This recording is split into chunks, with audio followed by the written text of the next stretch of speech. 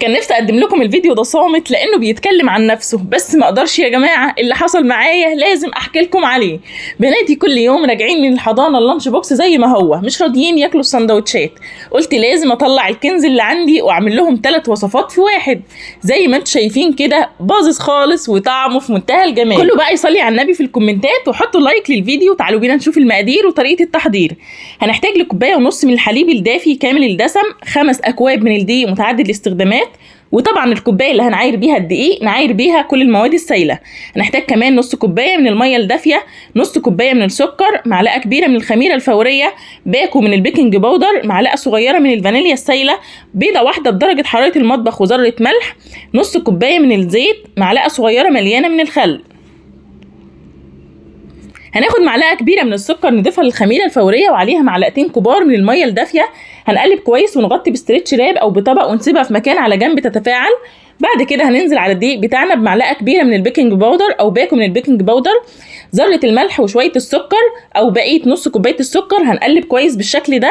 بعدين هننزل بالبيضه وعليها الخل وشويه فانيليا، وهنضيف كوبايه ونص من الحليب الدافي وعليهم نص كوبايه ميه، يعني المواد السائله كلها على بعضها كوبايتين بنفس الكوبايه اللي هتعاير بيها الدقيق.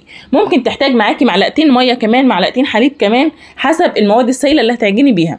نبتدي نعجن كده. بعد شويه هننزل عليهم بالخميره وهنقلب، وبعدين ننزل بنص كوبايه الزيت ونعجن العجينه بتاعتنا. بيكون ملمسها ناعم، فيها سنه تلزيق بسيطه.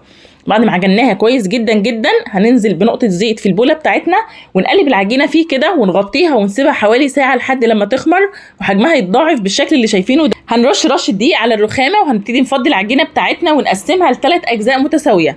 هنجيب صينيه ونرش رشه دقيق على الصينيه دي، وهناخد جزئين من العجينه نحطهم على الصينيه ونغطي بكيس وبفوطه ونسيبها في مكان دافي. اول جزء من العجينه هنبتدي نكوره ل6 كور، اما الجزئين التانيين فركزوا معايا علشان مش هيكونوا بنفس الطريقه. بعد ما كورناهم ل6 كور كده، رش الدقيق على الرخامه بسيطه جدا وبنبتدي نفردها فرد مدور كده بالشكل اللي شايفاه ده، ورقي على قد ما تقدري. كل ما هترقيها كل ما هتعملي ميني كرواسون مورق كده وهش وخفيف في الاكل، وبجد هيكون تحفه جدا. على صينيه فيها رشه دقيق هنبتدي ناخد كل واحده فردناها نحطها كده على الصينيه وندهنها دهنه من الزبده السايحه. لازم زبده، مش هينفع زيت ولا سمنه. الزبده هتخليه مورق واخف معاكي في الاكل. خلاص نفرد التانية ونبتدي نحطها على الاولانيه وندهن دهنه من الزبده بنفس الطريقه. لو عندك فرشه ادهني بيها، ما عندكيش تقدري تدهني بايدك او باي حاجه. الموضوع سهل وبسيط جدا. هنخلص كل الكور اللي معانا بنفس الطريقه. شايفين ده شكلها، مع العلم اخر طبقه ما بتندهنش زبده. هندخلها بقى على طول على الفريزر. وتعالوا بينا نشوف الجزئين التانيين من العجينه هنعمل فيهم. ادي تاني جزء هنفرده كله فرده واحده، يعني مش هنقطعه الكور. تمام، هنفرده ولازم نرقه كويس جدا جدا جدا على الرخامه بتاعتنا بالشكل اللي انتوا شايفاه ده. على قد ما تقدري رقيه، وحاولي ما ترشيش دقيق كتير علشان ما يبقاش مجير معاكي. هنقطعه كده ونسويه، عايزينه يكون على شكل مستطيل. طبعا الاجزاء اللي قطعناها دي هنضيفها للعجينه التانيه نستخدمها برده مفيش مشكله. نبتدي ندهن كده السطح بتاع العجينه بتاعتنا بدهنه من الزبده كويسه كده ومحترمه علشان يورق معاكي. وهنبتدي نطبقها بالشكل اللي انت شايفاه ده. انا عايزاكي تركزي في كل التريكات اللي بقول عليها واعملي بنفس الطريقه، وشوفي انت هتطلعي قد ايه باتيه ناجح وكرواسون متميز جدا. هنطبقها زي ما شفتم وبعدين نقطعها لشرايط كده اللي هي عرض الواحده حوالي 2 سم. وبرده على الفريزر على طول. اي حاجه بنخلصها بنحط في الفريزر على طول. دلوقتي بنعمل في اخر جزء من العجينه، فردناها برده بنفس الطريقه بتاعه الجزء التاني وهنبتدي نطبق كده. تمام، بس الفرق ان احنا هنا مش هنقطع دي الشرايط كده، لا ده احنا هندهنها زبده من فوق وهنطبقها بالشكل اللي شايفاه ده. شايفين؟ هندخلها بقى على الفريزر. ودلوقتي طلعنا اول جزء كنا دخلناه الفريزر اللي هو كان مدور وكان عباره عن كور صغيره. برشه دقيق محترمه هنبتدي نفرده، هيتفرد معاكي بكل سهوله. دلوقتي احنا بنعمل في الميني كرواسون. بعد ما فردناه كويس جدا هنقسمه ل4، وكل ربع هنقسمه ل2، وكل جزء قسمناه ل2 هتقسميه ل2، والداخلي هتقسميه على 4. احنا عايزين نعمل ميني كرواسون، يعني كرواسون حجمه صغير، فبنقطع لاجزاء كتيره جدا عشان ترمي معانا كتير. لو حابين طريقه الكرواسون اللي هو الجامبو هسيب لكم اللينك في صندوق الوصف. معانا حشوات مختلفة، تقدري تحشي بأي حاجة متوفرة عندك. ممكن شوكولاتة، ممكن مربى، ممكن ما تحشيش خالص، ممكن تحطي كاسترد. احنا بنبتدي نحط حتة الشوكولاتة زي ما شفتي كده ونبتدي نفرد، وفي آخر وحداية الكرواسون بنبتدي نمطها كده ونموتها في الآخر، يعني نضغط عليها بصباعنا كده على الرخامة علشان تلزق كويس في الكرواسون وما يفكش معاكي. تمام. طبعا بنرص اللي احنا بنجهزه على صينيه مدهونه باي ماده دهنيه عندك، سواء زيت بقى او سمنه. تمام. هنخلص كل كميه الميني كرواسون بنفس الطريقه اللي انت شفتيها. طيب دلوقتي احنا بنعمل في ايه؟ بنعمل في الميني باتيه.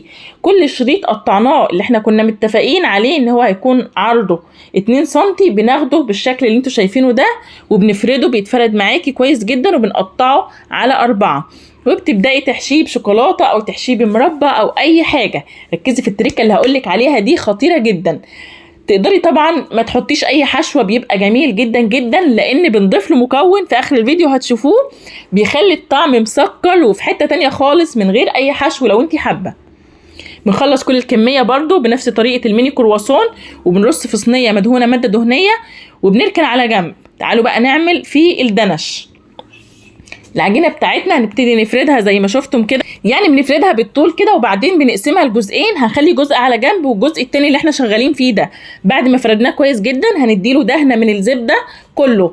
ده بس اللي هيندهن زبده، لان احنا هنرله بالشكل ده فعشان يلزق معانا ما يفكش. تمام.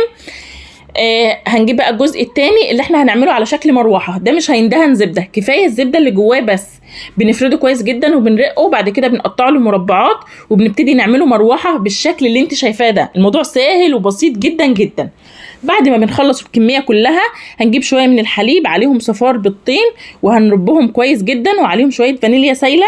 بعد كده نبتدي ندهن وش الكرواسون والباتيه والدنش بالخليط ده. وبعدين لو حابه ترشي بقى شويه من حبه البركه، شويه سمسم، عندك كريز وعايزه تحطيه المتوفر عندك تقدري تستعمليه. لو مفيش حاجه خالص ممكن يا دوب بدهنه الحليب مع اللبن دي، وبندخلهم الفرن على درجة حرارة 160، والشواية بتاعتنا بتكون على نار هادية. كل شوية بنلف الصينية علشان نضمن ان هما اتحمروا كويس جدا. اول ما بيطلع من الفرن بكون عاملة الشربات ده، عبارة عن ايه؟ عبارة عن كوباية من السكر عليها كوباية من المية وعصير نص ليمونة، وبنسيبهم يغلوا شوية على النار وبنبتدي ندهن بيه. شايفين البزازون بقى؟ شايفين الجمال؟ ومورق وطعمه تحفة جدا جدا. الفيديو ده يستاهل يطلع اكسبلور. حطوا لايكات كتير للفيديو علشان يترفع والناس كلها تقدر تشوف الوصفة الجميلة دي، وشرفوني طبعا بكومنتاتكم الجميلة لانها بتشجعني وبتفرق معايا جدا. ويا ريت اللي بيشوفني لاول مرة يشترك في القناة ويفعل زر الجرس على الكل علشان يقدر يشوف كل الافكار والوصفات اللي بنزلها يوميا اول باول. شيروا الفيديو لو حابين، وان شاء الله اشوفكم في فيديو جديد ووصفة جديدة. مع السلامة.